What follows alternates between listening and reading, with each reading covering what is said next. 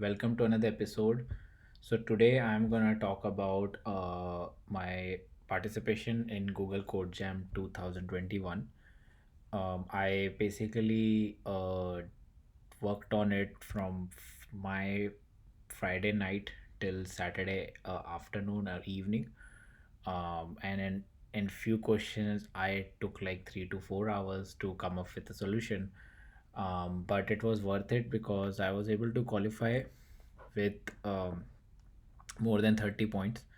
And after, so in this video I'll go over my approach, sorry, and solutions to each of the problems and how did I approach it.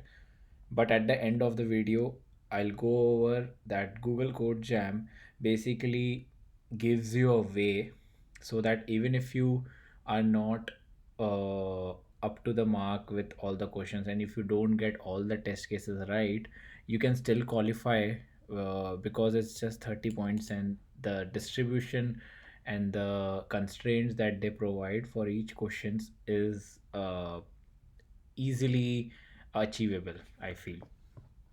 But let's not waste any more time and go over each and every problem. So the first, so I started in the order of reverse sort, and then attempted the second one, and then I attempted the third one. The second and third like took most of my time. I took like maybe 4 to 5 hours to solve this, and then I was able to get the test case one pass for this question. um, I actually didn't understood this problem that well, but the approach that I'm going to share um, was able to get me I think 11 points, yeah, for the test case one. And once you will see what I did for it, you will also understand that it was pretty easy. But yeah, let's go over each and every problem right now. So first one was reverse sort. um, yeah, I made a bunch of attempts, because I was making some silly mistakes, but yeah, at the end I was able to get this right quickly. Like it took me like maybe 4 to 5 minutes. So the question basically says that you are given t test cases, right? They are of 100 test cases, and for each test case you are given a n and the value of the array. So this is the array. Now what you need to find is, we need to sort this array, but we need to sort it using the algorithm that they have already explained. So the algorithm works like, if I have this array 4 2 3 1. So maybe I can show it on the screen, it will be more easier. So let's say I have array 4 2 1 3. Now what do I do is, I need to sort this. So on every iteration, so basically I am going to make n minus 1 iterations. And I think it says n minus 1, let me check. Yeah, 1 2 length minus 1, yeah, so it's n minus 1 iteration. So in the first iteration I'll try to bring 1 in the start, and the way I can do is I basically take this array and I reverse it. So after reversing, my array looks something like this, right? So my 1 is at this place. Now I come to the next index and I need to bring 2 here, but because 2 is already here, still we will call the reverse, and it will take the cost. So before that I want to also test, shout out that the cost of the reverse operation is number of array, the sub array that you pass to the reverse function. So this will be the cost of 3 plus, now my array is like this. So I'm basically at 2. So here I'm gonna do pass this sub array only, so the cost is 1. So after this, my array still looks like this. Now I come at this index. Now here I need a 3. So what I do is I find, I'll go to the right, I'll find the index when I as soon as I get 3, and then I call this function. So I'll call this function and this answer would be 2. So because I'll reverse it and my answer will look like 3. Now we only run this loop n minus 1 times, because if we run this n minus 1 times, like if we do this n minus 1 times, we are sure that the largest value is gonna end up in the last index, right? So no need to run it for the n times, because it will add one more cost to it, which is wrong. So we need to find this total cost, which is 3 1 2, which is 6 in this case, right? So my approach for this problem was brute force, because the constraints are pretty small, like 100 and 100. So I did O of n square times, so it's 100 into 100 into 100, that is 10 to the power 6, and that was able to get accepted.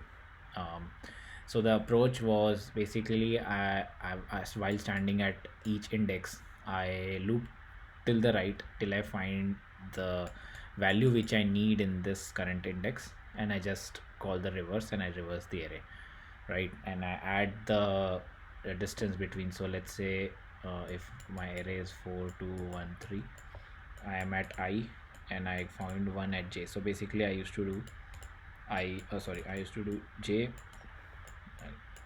minus I plus 1 to the cost, right? So it's 0 1 2 3, so it's 2 minus 0 plus 1, so which is 3. So I use this approach, brute force approach, and I was able to get this submitted. I hope most of us was able to solve this, as it was pretty straightforward.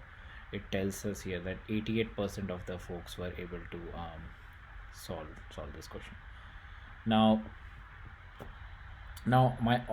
for the next problem, I base my order in which I attempted the problems was 1 2 3, but I would like to go over and discuss the problem 3, because it's related to this first problem, as the name suggests to us as well. So I'll open this problem, and I was able to solve this. I took a lot of time, but a few observations and key observations helped me. So I'll start a new window. So what we need to do in this question is, let me explain the question. So question is, now before we were given the array and we were asked how many what would be the total cost to get this sorted. Now we are given the cost and the size of the array, and we need to find whether does there any array exist that basically fulfills this condition. If not, we need to print impossible, right?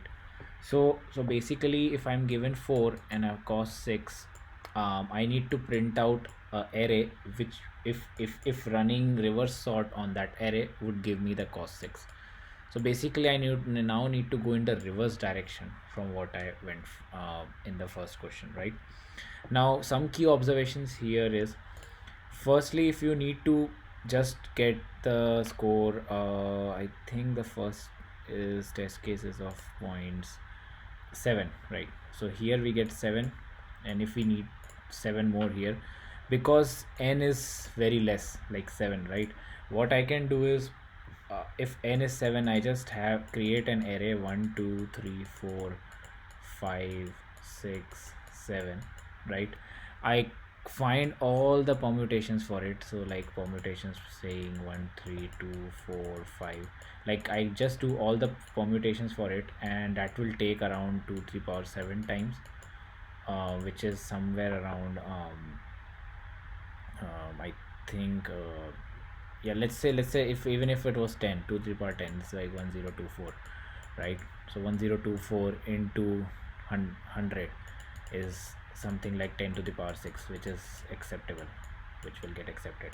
So once I create all the permutations, I basically run the reverse sort algorithm that I had created in the first problem, and whichever permutation, if it gives me this exact cost, then I know the array exists and I'll print the array, right? So I'm able to achieve 7 points out of this quickly. But what would be the correct approach if we don't want to go the brute force way, right? So So what another key observation I did for the next test set was, let's say my best case is the array was already sorted, right? So what is the total cost of this to reverse or to get this in the sorted way if I call the first reverse sort algorithm? So it's like I'll take one for this cost, one for this. So because I'm running n minus one loop, so my cost will be n minus one. So this is the minimum cost that I can achieve, right? And what is the maximum cost that I can achieve, which would be if I run n operations, because that's the worst case, and the next time I need to run n minus 1 operations, and the next time I need to run n minus 2 operations. Similarly, I'll go till 2, because obviously it's n minus 1 loop. I don't need to get to the last element, that's why I don't need 1 here. So this is what, this is something like n into n plus 1 divided by 2 minus 1, right? This is something like this, right? So this is the maximum cost that I can incur if I need to call the reverse algorithm on an array. So I can just corner out few cases that if my cost, this cost, given cost is between the range, let's say the cost is between the range n minus 1 and n into n plus 1 by 2 minus 1, then only my answer exists, right? So this is what I know, that okay, this is the only way possible. If the cost doesn't exist in this range, I just print impossible, right? So basically this is to corner out the impossible cases. Now what if the cost is in this range? Now we'll come to the main problem. um, so for this, what I did was, I'll share my code. So basically I'm just discussing my approaches because the logic is more important than the code. The code here which I did is little hacky, in the sense that I use a lot of variables and I was testing out few things, so I wasn't sure. I need to clean up this code because it could be done in a much better, cleaner way. So I'll share that code. But yeah, the approach basically here is, let's say the cost is so the size of the array is 4 and the cost is 6, right? Now what can I do? I know for sure that if the array is sorted in this simple way, it's gonna take me n minus 1 operations, right? What if at the start only, if I just subtract this n minus 1 from 6? So from 6 I basically subtract 3, so it gives me 3.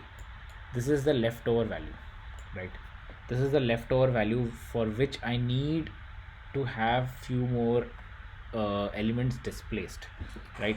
Because if it was completely sorted, anyways I'm gonna incur 3 cost.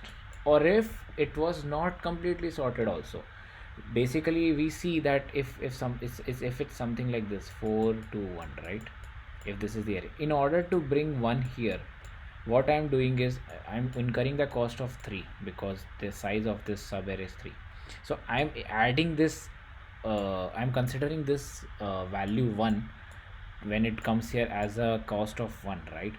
So that means no matter what, this one for this, one for this element, one for this element, like obviously n minus 1 elements are already there. So even though even though the array is not completely sorted, I am considering the cost 1 for each of the elements, right? So what if I at the start only I just subtracted? So this is the leftover cost. So now my array, I basically I'll create a dummy array 1 2 3 4, and I'll have the extra cost, which means that these many displays elements I need to create from this array. That's what I'm trying to do. So see, it became very easier. We don't need to consider the cases where we need to have the element also included. Now it's very straightforward. Now what we do, in the previous first problem, we were basically iterating from 0 to n minus 1.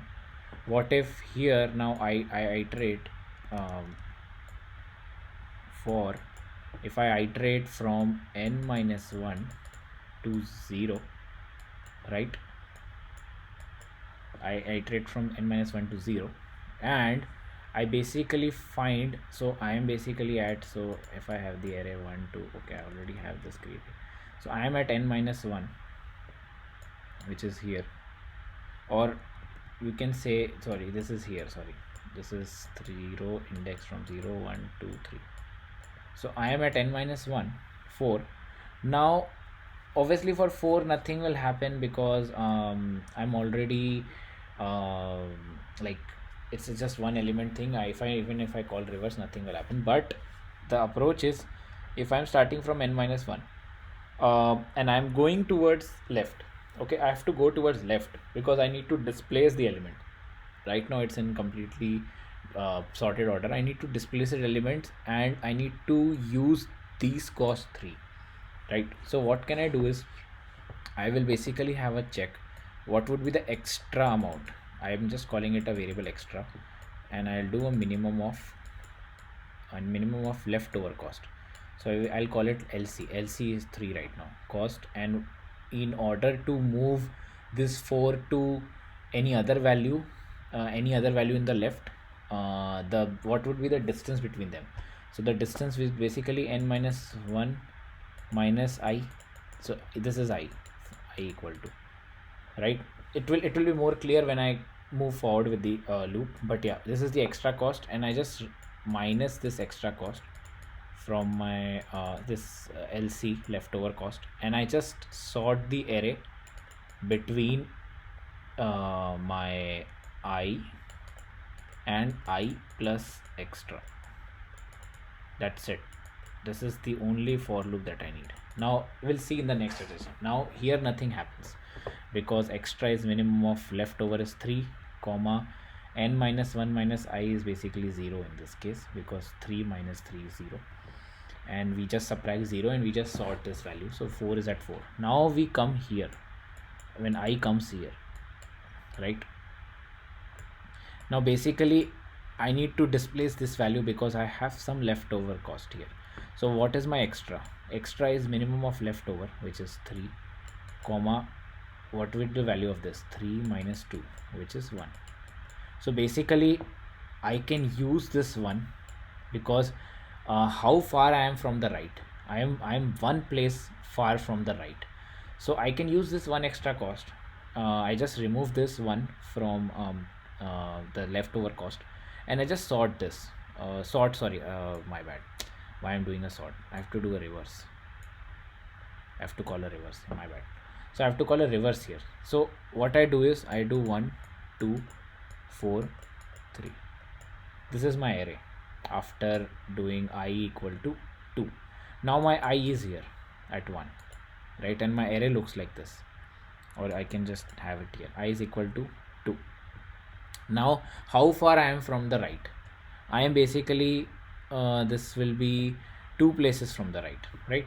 Because why I am doing 2 places? Because I have already removed this n from my p. I could have actually done like this, that I did not subtract it, and I could have added like how far I am from the right plus 1, right? So this would have been 3.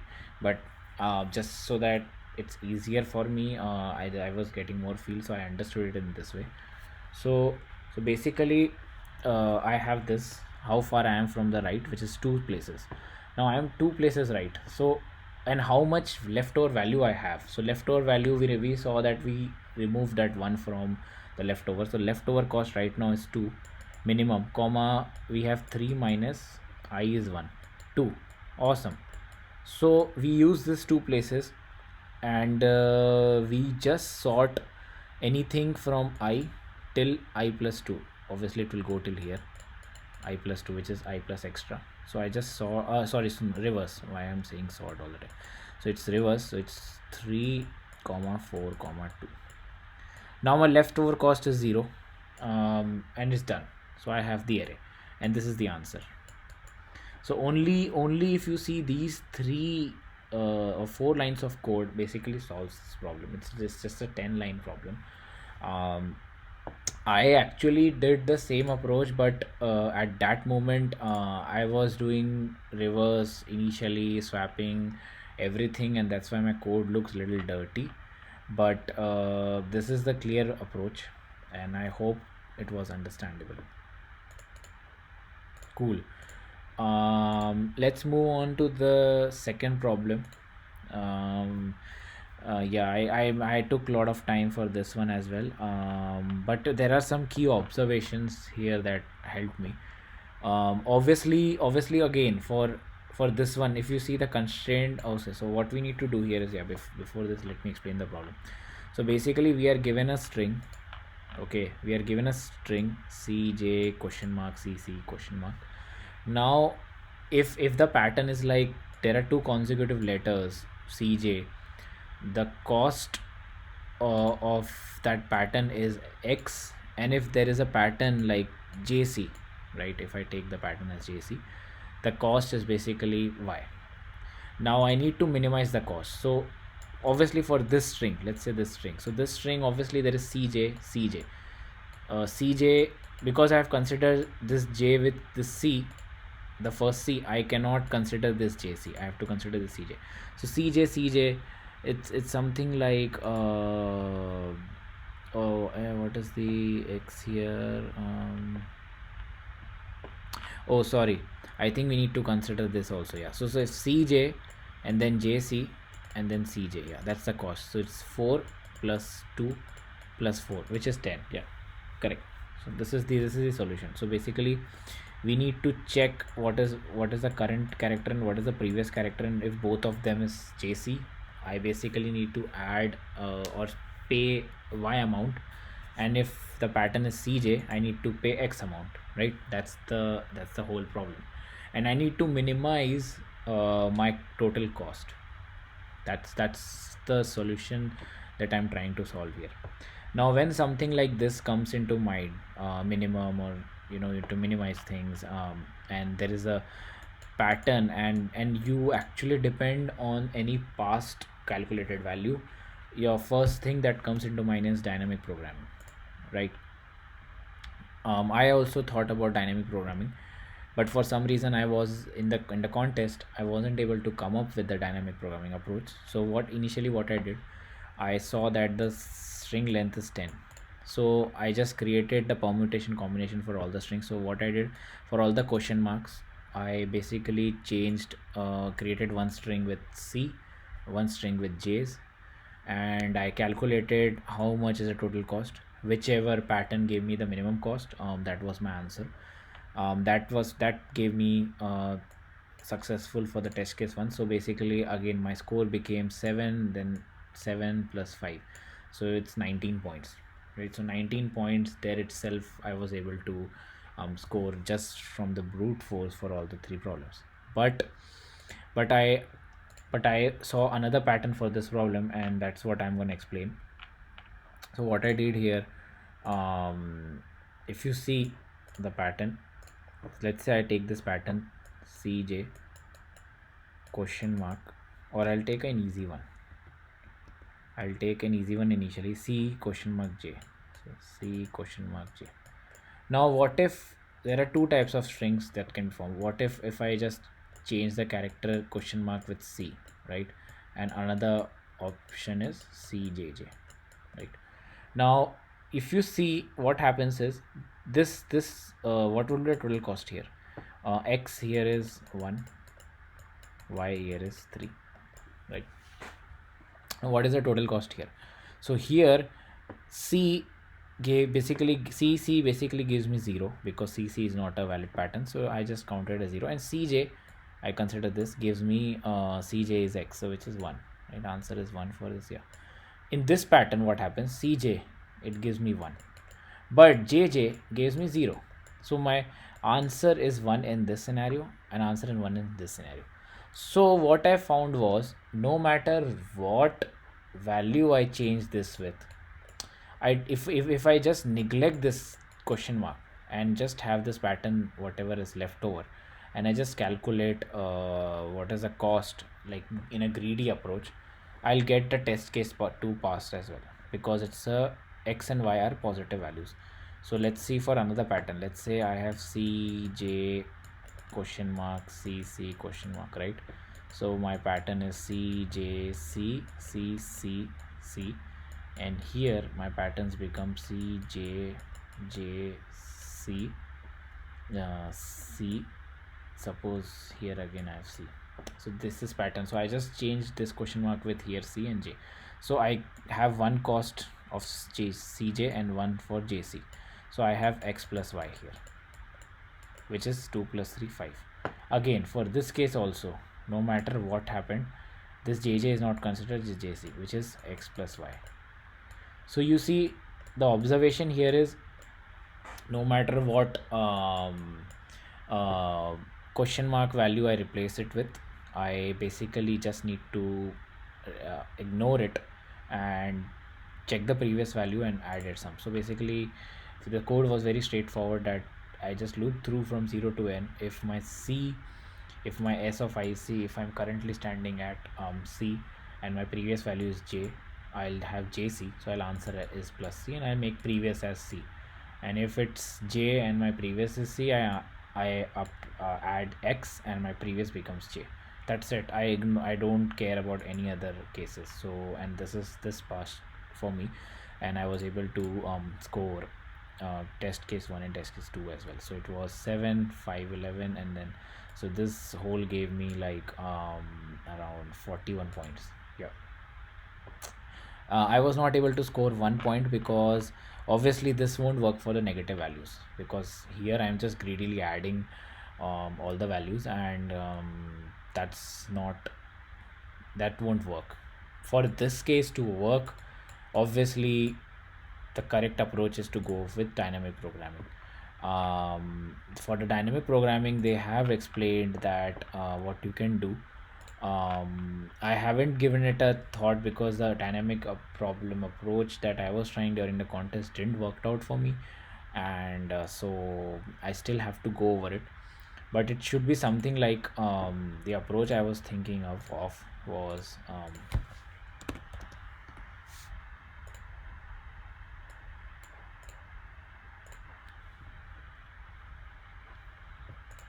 okay. So yeah, so my approach was something like that. I was considering a DP of size n and 2. So by 2 I mean obviously it will have two values, 0 and 1, two places. So 0 means that my current character is C, and 1 means my correct character is J, right? So this was my DP array that I was thinking of, and obviously it depends on the previous value. So obviously my, if I am at 0 C and my previous value, which is n minus 1 of 0, so my previous value is C. So basically I, what I would do is I have a DP value stored, already computed for n minus I, right? So obviously this will be wait, let me explain like this way.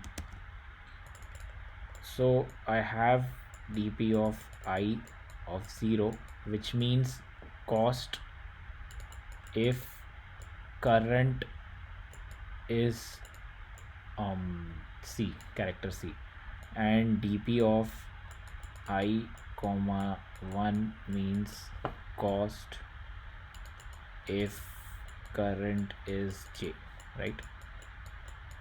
So similarly, if my I minus 1 value was C and if my current is C, obviously my DP of I comma 0 will become 0, right? And if my previous value was J and current is C, my DP of I comma 0 will become what is it, JC, so it will become Y, right? Plus Y actually, this is plus E. And similarly for DP of I of 1. Now at the end we can check that what is the minimum of DP of n for 0 and n of 1, and that would be our answer. So I was trying to think around some approach around this. I know this is the correct one and it will work, but I wasn't able to get it on time. But if you want to understand the solution they have explained, I think this is just a hint. I still have to look for the DP approach, so I'm gonna attempt it with the DP approach and I can share that code. But yeah, this is the mindset that you can start with in order to think this problem from the DP aspect. Okay, now I was talking about that solving even the brute force or the first test set, you can actually qualify. So 7 plus 5, 12 plus 7, 19, and then 11 for this one. So what, I'll go over this problem. So obviously you can see a lot of wrong submissions, but yeah, that was because of uh, my mistake on my side, that I was reading the input wrongly. But the problem basically states is this is all blah blah blah blah. Okay, I will come directly to the problem. So problem is, you're given a test case, you will be given a test case T, which is 50 for both the sets, and you're given a probability P 10, right? So basically what you need to do here is you need to predict, kind of, you need to find who is the cheater. So there are 100 students, so 100 count is standard set for all the test cases. So you are 100 students, right? And you are given so for each test case you are given 100 students, and for 100 students, and each student basically gives 10,000 exams or tests, you can say. He or she attempts 10,000 tests. Now in we basically have the input of 10,000 characters, and each character of 0 means that the student attempted this problem correctly, sorry, or incorrectly, and if it's 1, then the student attempted the problem correctly. Now what you need to do here is, you need to find who is the cheater, you need to figure out who is the cheater. And the best trick here is this value P. So P is 10, and you have 50 test cases. So what they're asking is, for the 50 out of 50 test cases, if you are able to predict 10 or more test cases with the correct answer, with the correct cheater, then you basically pass the test set. So basically, let's say I have 50 test cases. Generally what happens in all other questions, that for all test cases you need to print out the right answer, right? If one of the test case also fails, you don't get a score. But in this case, if I'm able to perfectly guess maybe 15 test cases, or solve maybe 11 test cases, or even solve 10 test cases correctly, right, out of 50 test cases, that means my answer for 40 test cases are wrong, then also I'll score the minimum test set points, which is 11 points. That's the trick. Now this 10 is very less amount out of 50. So what I did here is, I didn't approach it from any maths or any probability perspective. I basically counted for each string, I counted how many times any student has attempted correct. So the student who has attempted the most number of questions correctly, I assume that that student is a cheater, and I printed out the student's index. That's it.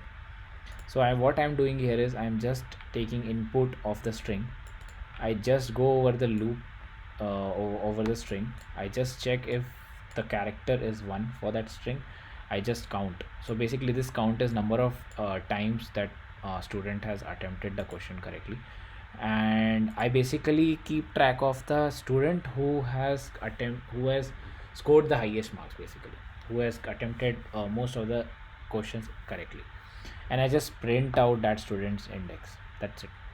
And mm, it basically, this probability P10 is pretty small out of, oh, so I think it's P is percentage, yeah, sorry, my bad, I forgot. So it's not 10 test cases, it's 10% of 50, which is like 5.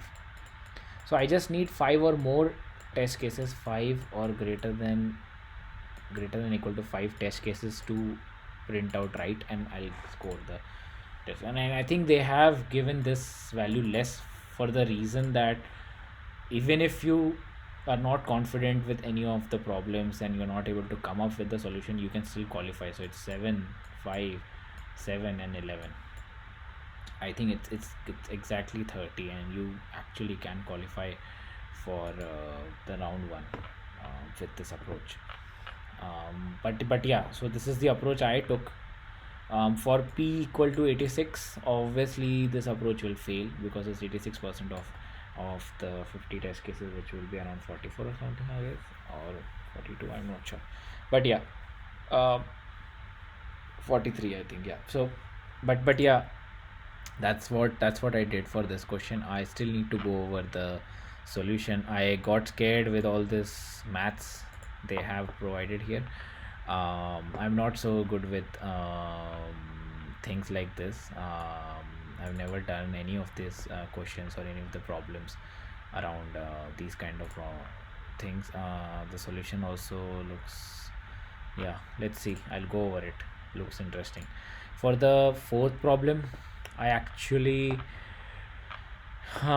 this looked like an iterate interactive problem. Yeah, interactive runner. Yeah. So, and I know Google Code Jam has the standard that they have one interactive problem in every contest, and I am never able to do it. I'm never able to solve it. I just started reading it and I was like, okay, this is gonna take a lot of time and will be over my head. So I didn't give it a thought. But now that I have time, I'll attempt it. And I actually don't know what the question is about. So yeah, this was my whole experience for this year's code jam. To be honest, I found the problems to be difficult than the previous year's qualification round. But I actually scored the highest this time because generally my score would be around 37-40, because I would be able to solve only first three problems out of five, or maybe two problems out of four, or two and a half. But this time, because I was able to get the test case one pass for one of the toughest problems, yeah, my score crossed 50%, and I am happy with the progress. I'm aiming to qualify for round two as well. Let's see how it goes. And wish you guys also all the best, whoever have qualified for this year's round one. Okay, that's all for the video, guys. If you like my video, please subscribe to my channel and give me a thumbs up. Thanks, everyone.